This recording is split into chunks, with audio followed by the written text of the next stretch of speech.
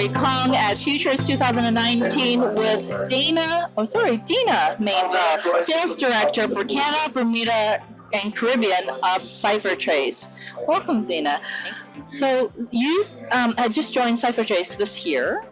And I had the privilege of actually meeting Stephen Ryan last month, the CEO of CipherTrace, and he was involved very heavily in the first Bitcoin seizure, Canada's first and largest seizure. Yes, that's very exciting stuff, where they arrested Matthew Phan, who's based out of Mississauga, and it was quoted that I think they detained the wallet for about $1.4 million. I think today it's closer to 5.5, but it was 281. $5.5 million? Wow. So CipherTrace was heavily involved in the outcome of the course. Yeah. Can you speak a little bit about that? Yeah. So basically, what happened here was back in 2015, a Canadian citizen tried to import a handgun into Canada. He purchased it off the dark market. He purchased it from the Department of Homeland Security in the US. So they contacted the Firearms Enforcement Unit in Canada, and surveillance was set up.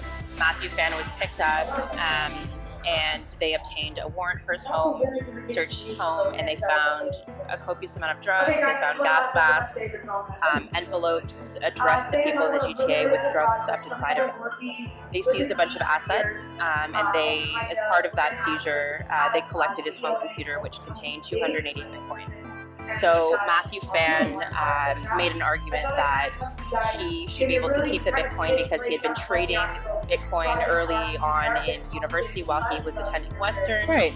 And the Crown Attorney was making a case that the Bitcoin should be seized as proceeds of crime because it looked like he was selling drugs on the dark web. Okay. So he received 6 years in prison for the gun and the drugs, and then we started the court case. So we worked that in combination with Grant Thornton in Toronto as well as local law enforcement, and we were basically brought in to do the forensic investigations on his cryptocurrency wallets. Now, when you talk about forensic investigation, that is essentially tracing the addresses of the Bitcoin wallet back to its original source. So how do you actually identify that there are activities that are related to crime activities, and various activities that we... Yeah, so there's a variety of different models that companies like ours use. We basically call this data attribution data. So being able to identify when two parties engage in a transaction, maybe one of them is a criminal entity, whether one of them might be a dark market entity, a Bitcoin ATM. There's 15 different entity types that we profile through proprietary research mechanisms. So in this particular case, the forfeiture hearing was held on February 14th of this year. Okay. So our CEO was flown in from California. He was cross-examined before the forfeiture hearing, so the judge asked him questions related to, the 17 cybersecurity patents he holds, what degrees he has, what's blockchain, what's Bitcoin, what's a private key, and he became certified as the first Canadian court-qualified Bitcoin expert. So during that hearing, we actually used the software to show all of his wallets and a direct link between his wallets and dark market activities, and we showed those links for 281 out of the 288 Bitcoin.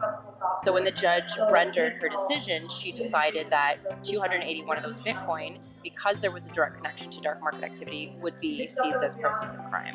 So essentially, because it was cryptocurrency and because it is recorded on a blockchain technology, that it has this entire map that traces back to its origin. Which is essentially the nature of the technology itself. It's pretty crazy. So, with that said, CipherTrace is also doing a lot of training for auditors, people like the CRA and the RCMP and stuff like that. Can you tell me about that? Is that an actual certification? Yes. So, let's see, about 3 weeks ago now. Okay. The RCMP and the CRA hosted a session together in Ottawa. So we had the director of our forensics and education department come in from Texas, and basically we call it the CTCE. It's a CipherTrace Certified Examiner. Okay. And it's an 8-hour instructor-led certification course. So depending on the nature of the audience will talk, blockchain 101 or tracing 101 if they're a little bit more green. And then we get into actually conducting forensic investigation. So everyone has a laptop, they're all logged into the console, which is our software, and we're actually examining data flows. We're looking at the different entities that partake in transactions. People are given cases to work on. There's a lot of discussion. It's a really rich discussion, which is nice because it gives people an opportunity to talk about, some problems they're having or ask questions. And then at the end of the day, there's a test that they take, and if they successfully pass the test, then they become a CipherTrace certified examiner. So we're running that again next week in Toronto because there was so much interest in the one that we had done in Ottawa. Now, how many people that actually attend per course? So that one we were capped at 25, and we were oversubscribed on that one, so we cut it off at 25. That's exciting. Does that mean, do you have to be an accountant? Do you have to be an auditor? Do you have to be No, I mean, it's really open to, we've seen, so for next week we have someone from the Financial Intelligence Agency in one of the jurisdictions that we work with outside of North America flying in. We've got a fund administrator coming in from the US. We've got a lawyer or a couple lawyers that are participating. It's open to law enforcement. If you work for an accounting firm and you do asset recovery, this would be a certification that you would want. If you're a banker and you're helping your bank become comfortable with cryptocurrencies, it's really for anyone that belongs to an organization or deals with an organization who is handling cryptocurrencies and needs to be able to better understand the asset and where it's come from, where it's going to, and again, those data flows. That sounds like a very intensive course, but a much needed one in the industry, especially when cryptocurrency is still one of those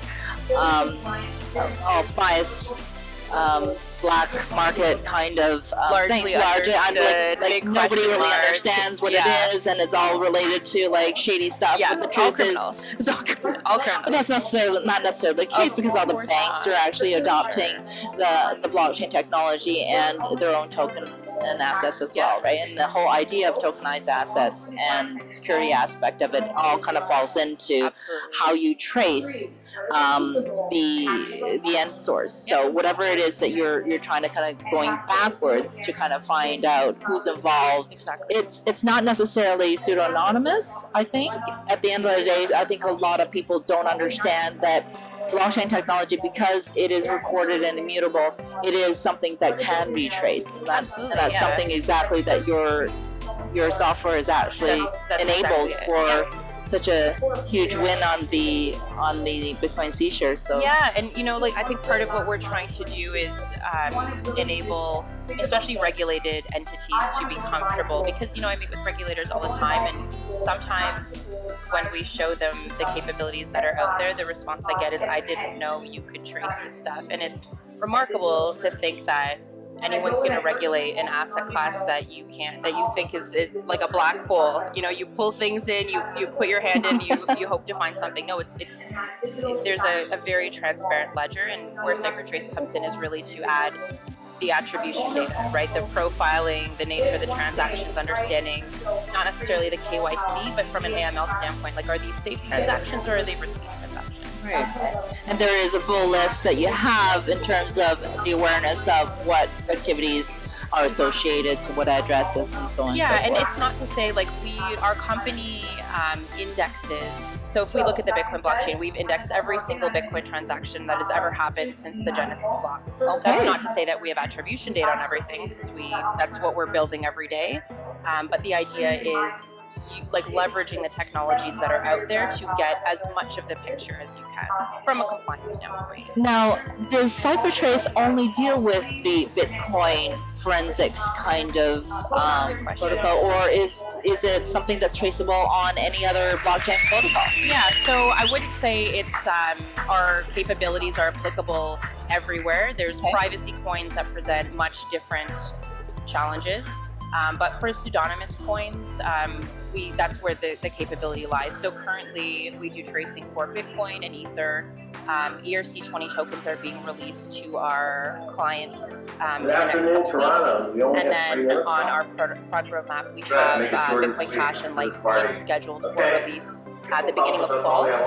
And then after that, we've got a few different coins on our radar. I don't want to commit to anything because these priorities change depending on who's asking. But yeah, certainly not every single blockchain, but the big ones and the ones that are dominant are the ones that we have our eyes on. That's exciting, very exciting stuff. It looks like you guys have a very long roadmap, but a much needed one in our industry, and hopefully with all the education in for Canadians, not only Canadians, but I guess all around the world. Yeah, whoever wants to learn, we'll talk because about blockchain technology is a global technology, and at the end of the day, it's not just our Canadian jurisdiction that can benefit from your services. So thank you so much for your time, Dina. I really appreciate it, and thank you for educating and being a big part of this. Thanks for having me, Lori. All right, there you go. Thank you, Michael.